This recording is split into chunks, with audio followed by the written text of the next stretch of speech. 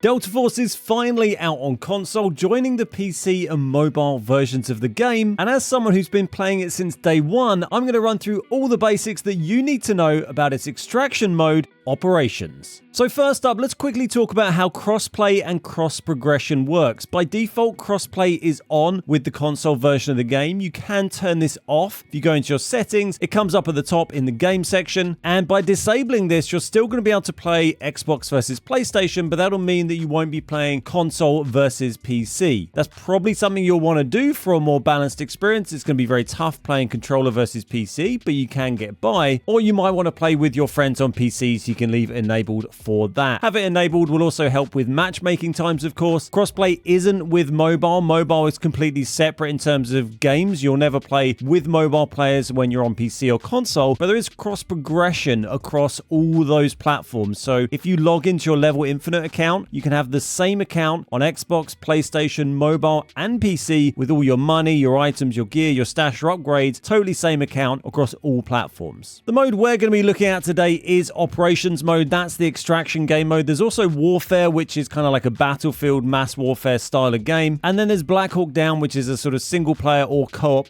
campaign versus bots that you can do like the old classic Delta Force game as well. Today though, we're going to be looking at operations. There's a lot to go through, but I'm going to try and summarize some of the important stuff for you. In the operations mode, unlike Warfare, you don't need to gradually unlock weapons or anything like that. You can just buy weapons if you have the money for it by going to the gunsmith and picking whatever you like, and then you can buy it from there. You don't have to have unlocked this by extracting with it or anything. You can just buy these from the start with the money you have. Same goes for all the attachments. You can put any attachment on this you like. You don't have to unlock those. You can just select them, put them on, and as long as you have the money, you can buy them. Once you put attachments on a gun, you can go into the firing range to test them out. You don't have to immediately buy it. You can take it in here and then test it out and see how much you like that gun build, like this terrible weird scar we just made. When you're getting ready to go into a game, you're going to do that either via your stash or via your loadout page. If you go to prepare and we select a map, for instance, Zero Dam here, and then we'll gear up, we can either get prepared from this page here. This is what we call the loadout page. And if I select here, for instance, we could select a second gun, or we can select ammo, and then it's going to tell us what ammo we already own of that type that we might want to take. You can see we've got 270 of this, so we could select more of that if we wanted to bring some. If we wanted to bring blue or purple, we'd have to buy it. And the same goes for meds. If we go to meds here, it's going to show us what we own already. You can see I've got 2 of these. We could pop one of those in, or we could select something that we want that it's going to buy from the store as well. The little yellow icon there means it's going to buy it when we select this button down in the bottom. If you don't want to get ready for this page, you can actually just get ready using your stash. That's what I tend to do. It's probably a bit of a bad habit, but I like being able to just see everything visually here, and then I just move things across and select what I want to take with me, and then we can go in, and all you need to do is then go to start and confirm, and you can just ready up when you're ready to go into the game. As well as that loadout page, you can also, once you're on this page, hold down X on the Xbox controller. That takes you to this loadout page, and from here you can select previous loadouts. If you've just been killed, you can go and select this. It will just rebuy everything you had in the last raid very quickly, and you can bring that in, or you can create these ones here are custom loadouts that I've saved. So this prison, spaced fancy, norm cheap, etc. These are ones I've created. You just go down this list here under where it says gear and select the item you want to save to that loadout, and then you just do save again if you've made any changes, and then when you just go and select this loadout, that will buy that. So it's a nice way to ready up quickly and save you a bit of time. Through here there's also gear sets as well. If you select these are basically free kits that it gives you. You get recruit ones, standard and elite. Recruit you can hold up to 10 and they refresh all the time. Standard you can have up to 5, and elite up to 5 as well. You get these through events. Usually there's daily login events that give these out, and they'll gradually build up, and if you have spare ones, they'll go into your inbox and you can claim them later. You can re-roll these. If you don't like the look of one, you can click the thing in the top right here and re-roll this, and that's going to give you a different one to choose. There's a couple of different options for each one. These are a great option to use to make money because there's no investment of your cash here. They're completely free, and if you extract with them, then you'll get to keep the stuff that it gave you for that gear ticket, which can be really useful, especially when you're doing an elite one and you get some quite nice stuff from it like these. You can't edit these when you go into a round, but you can put things in your safe box. So a lot of the times these will have quite rubbish ammo. For instance, this elite one here with the AK-12 only has blue ammo and a tiny bit of purple, but if you wanted to take some gold ammo in, you could actually go into your stash once you've equipped this and then put some gold ammo into your stash box and take that in with you. You just can't put anything in these slots because they are completely locked. There's a bunch of different operators to pick from in the game. They each have different pros and cons. They all have an ultimate ability, 2 gadgets, and then a passive ability as well. I won't run through them all in detail here, but I've got individual guides on YouTube for all of them if you want to know a bit more information. You can scroll through them here and have a little look at the basics of what they do, and then you can also go to the bottom and go view gadgets, and it will show you more info on that operator. Nox here, for example, he has silent assault that allows him to move around silently for a short period of time. He has the whirlwind disc, he can throw at enemies to do damage, a flashbang, and then deep trauma, which is an ability which makes enemies use meds and repair more slowly for a short time. All of these operators have pros and cons in different situations. If you want a fairly simple one to get started, D-Wolf I would recommend, probably is a good starter one. He's a pretty good all-rounder. Stinger is useful as a medic, has a lot of smokes, and Luna is another fairly simple good all-rounder that has a detection arrow, frag grenades, and a vault arrow, and is very useful for spotting out enemies. Your character level is this number down in the bottom. This is my main account, so you can see that I'm level 60. You'll start on level 1 and gradually go up, and as you move up, they'll unlock more stuff in the game. That's going to unlock access to more maps that you can play. Different game modes like normal and hard are going to be locked behind higher levels that you need to achieve before you can do them. If you want to get your level up quickly, you can do that just by playing the game, getting kills and getting money out, but also by completing missions. They will level it up a lot more quickly. That's these missions here. If we go to departments, you can see the mission tab, Assault Battalion, Medical Bay, Tactical Warfare Unit, Base Support Battalion, and T&E Lab. If you work your way through these missions, they can give you a ton of XP very quickly. So it's definitely the quickest way to level up. Doing missions, get your level up, and you can get access to normal and hard mode a lot more quickly. Also, leveling up these missions, that's going to unlock new stuff in your supply station, new stuff you can craft here if you like, and you can also unlock useful things like these crates, these expansion crates, which you can use in your stash as you upgrade it to give you more storage space. Upgrading your stash will give you more storage space in this main tab here, but it also gives you these expansion crate slots, which you can see down the left. This is my ammo crate, I've got a med crate, and these are all things that I've bought through the supply station as I've leveled up through those missions, giving me more space to store things. In order to get that upgraded and get those expansion crate slots, you have to upgrade your black site, and that is your base essentially. If you go to the black site tab, you can see all these different things here. I've got quite a few of them upgraded already. My stash is at level 8, and if we go down to this magnifying glass here, you can see all the things you get at each level. So level 2, more stash space, 1 expansion slot. Level 3, you get another expansion slot. You can just kind of see that theme progress as you go up through these. These get progressively more and more expensive and take more time as well. They can take 24 hours plus for some of the higher ones. There's your stash to upgrade, your central command HQ, which increases your auction slots and your operations XP. Your workbench, cyber warfare, pharmacy, and armor bench are all used for crafting things. So I'm crafting some gold ammo here. I could craft vests as well. And crafting stuff like this generally can save and make you a lot of money. If you want to know how to make loads of money doing this, I've got some other videos on that subject I'll link down below. It's a good way where you can make millions of credits every single day just in passive income essentially. Your CSD is another useful one to get upgraded. This increases your maximum stamina and stamina recovery as well as your crawling speed when knocked, which can be incredibly useful. And then there's also the diving center, which helps you hold your breath underwater because you can swim on one of the maps, Tide Prison, not on the others at the moment. And then there's your collection room you can upgrade, which allows you to place rare red items into it, and you can use that to just store them to look at basically. These also tie in with the missions we're talking about a little while ago, because a lot of these upgrades are blocked by certain levels of your missions. If we go back to departments and missions here, you can see my assault battalion is level 3. This level will gradually go up as you do more missions, and certain things in your black site are going to require assault battalion level 2, level 1, level 3, or whatever in order to hit that upgrade point. On top of these missions here, they're always the same, they don't change. There's also these seasonal missions we can see on the right here, at the moment season break. If we open these up, these change every season, completely new tree of missions. If we go to overview, you can see where they started. We can go all the way back to the beginning, see the very start. You'll work through this tree of missions, and by doing the seasonal missions, you'll unlock stuff gradually as you go along. Lots of freebies like armor and guns and safe box upgrades. But by doing all of them, not just the middle tree, literally all of them, you'll unlock the 3x3 safe box for the rest of that season. You'll lose it again at the end of the season. So basically every season, do all these missions and you'll unlock the 3x3 safe box. It's the only way to get it. You can get other safe box upgrades. For instance, this is the 2x3. You get this by buying the season pass each season. And there's also events and free options for using using the 2x2, but the 3x3 is really the ultimate, and if you're able to unlock that, then it's definitely worth doing. And even if you can't complete all of the seasonal missions, you can unlock quite a few 24 and 48-hour passes for that safe box just by completing certain missions on this. So it can be worth doing some of them, even if you can't get all of them done. As for going into raids, there's a few different maps and a few different game modes at the moment. They're often on rotation, so different maps are available at different times. You can see, for instance, Brakesh is not available right now, but I can go on Lyali, Zero Dam, Tide Prison, or Space City. When I select these, they'll have different modes available. So there's normal and hard is available on Space, Zero Dam has easy and normal, and then Tide Prison just has hard. The higher the difficulty mode you play, the better the loot you're going to find on that map. You can still find very rare, expensive items on easy difficulty, but you have a higher chance of finding them on normal, and then again, even higher on hard difficulty. You'll also come across harder bots to fight, players are going to be more geared, and you can see more Mandel bricks spawning, which we're not going to worry too much about them yet, but they're a special item you can capture and extract with in a game for some bonuses. Easy mode you can go into with basically nothing. There's no minimum requirement for what you need to take into that. It does have a maximum requirement though at the moment, where you can only take as high as purple tier armor and blue ammunition. So if you try and go in with purple bullets, you won't be allowed in. You'll have to take those out before you can go in. In order to go into normal mode, you'll need to have a minimum entry value. For Zero Dam, that's 112,500, and for Space City, that's actually a bit higher. It's 187,500. That value is based on what you're wearing. Basically, it's what you're wearing and your gun. It doesn't count stuff in your bag, but it'll count, say, see this vest here. If I put on this helmet, this rig, and this bag, you can see my gear value here, 651,000, obviously pretty high. This gun as well. But if I put something in my bag, that's not going to add onto it, 891. And if I add ammo into this, that's also not going to count. Meds aren't going to count. It's only counting the things you're wearing. So just keep that in mind when you're setting up gear value entry requirements for these maps. Hard modes have even higher requirements. For Space City, hard mode is 450,000 minimum requirement, and for Tide Prison at the moment, hard mode is 780,000, and you need to be level 33 in order to even queue on that. If you want to know more about any of these maps in detail, I've got a bunch of different guides